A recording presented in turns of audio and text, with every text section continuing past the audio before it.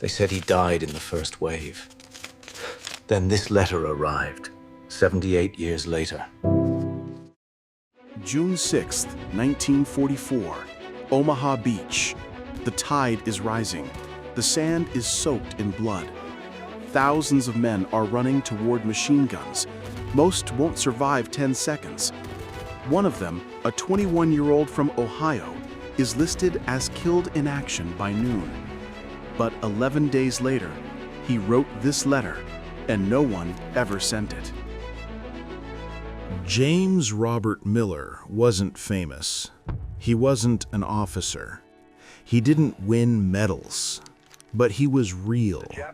And his story, buried for 78 years, changes how we understand D-Day. He was born on March 12, 1923, in Springfield, Ohio, a quiet town in Clark County, population 50,000. His father ran Miller's hardware store on Main Street. His mother taught piano at the local church. He had two younger brothers, Billy and Tom, and a dog named Rusty. Life was simple. Sundays meant pancakes with extra syrup. Summers meant fishing at Lake Loramie. Winters meant ice skating behind the school. James loved baseball, not professionally, just pickup games at the park. He played shortstop, had a decent arm, always wore mismatched socks because, as he once told his brother, it confuses the pitcher. In high school, he dated Margaret Hayes, daughter of the town pharmacist. They met at a dance in 1941. She said yes to his proposal that same night. Not marriage, but a promise. If you go to war, I'll wait. Then came December 7th, 1941, Pearl Harbor. Like 16 million Americans, James raised his hand. He enlisted in January 1943, not out of rage, not out of patriotism, but because he believed it was his duty. At Fort Benning, Georgia, he trained with the 1st Infantry Division, the Big Red one of the most storied units in U.S. history. He learned to shoot the M1 Garand, throw grenades, dig foxholes, survive artillery barrages. Before he left, his mother gave him a small Bible. His father handed him a pocket knife. Margaret gave him a photo of herself holding a sign, "Come home safe." On November 8, 1942, the Big Red One landed in North Africa. Then Sicily, then Italy. By June 1944, they were battle-hardened. But nothing could prepare them for Normandy. The plan for D-Day was bold. 5 beaches: Utah, Omaha, Gold, Juneau, Sword. The British and Canadians would take the eastern ones, the Americans, Utah and Omaha. Utah went smoothly, but Omaha, a disaster. The landing began at 6:30 a.m., but due to strong currents, most landing craft missed their targets by hundreds of yards, some up to a mile. Men jumped into water over their heads, weighed down by 70 pounds of gear. Many drowned before reaching shore. The Germans dug into the bluffs above, opened fire with MG-42 machine guns, capable of firing 1,200 rounds per minute. One burst could mow down an entire squad. Mines littered the beach, barbed wire blocked movement. Artillery rained down from inland batteries. Of the first wave, Company A of the 116th Infantry Regiment, only 12 out of 197 men made it off the beach alive. Units were shattered, officers dead, radios lost, No coordination, just chaos. Survivors huddled behind steel obstacles, too pinned down to move. Some prayed, others cried. A few tried to crawl forward, only to be cut down instantly. General Omar Bradley, watching from a ship offshore, later admitted, "We were losing the Battle of Omaha Beach."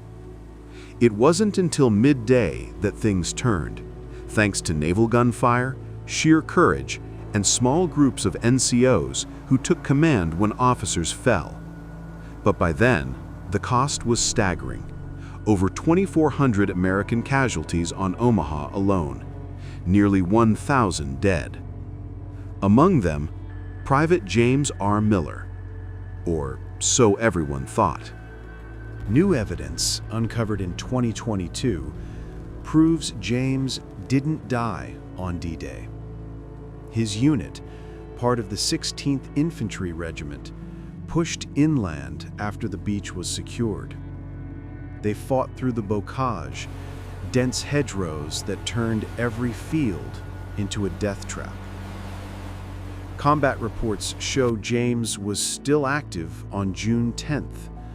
A medic noted treating him for shrapnel in his left leg, minor, non-life-threatening. Then on June 17th, 11 days after D-Day, someone found him writing in a notebook near Saint-Lô. That notebook survived, and inside it, a letter to his mother. Let me read it to you now. Dear Mom, if you're reading this, I didn't make it home, but I want you to know I wasn't scared. Not really. I thought about you every day. About the porch swing. About Sunday pancakes. Tell Billy to keep pitching. He's got a good arm. And Mom, don't cry for me. I died doing what was right. Your loving son, Jimmy. That's all. No signature, no date on the letter itself. Just those words. Why wasn't it sent? Because the mail system collapsed. Forward units had no way to send letters back. Trucks were destroyed. Routes were unsafe. Mail piled up for weeks. Some soldiers carried letters for months, hoping to send them, only to die with them in their pockets. James likely never had the chance. James wasn't alone. The U.S. Army recovered over 12,000 unmailed letters in Normandy alone. Some were crumpled in pockets, others tucked into Bibles. Many were never finished. One soldier wrote, "Dear Sarah, I hope this finds you well.